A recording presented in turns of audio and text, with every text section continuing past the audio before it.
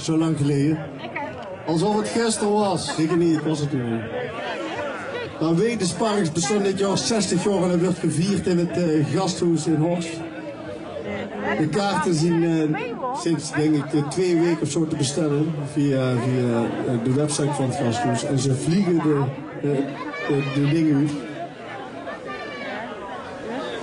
Er zien 600 plaatsen en er zien 420 kaarten verkocht. Dus je hebt er nog maar een paar. Dus snel zien. Ik zeg nou, pak allemaal een telefoon erbij. Ja, we wachten wel even. Nou, ik zou dat gewoon in de volgende pauze doen. Roepen maar.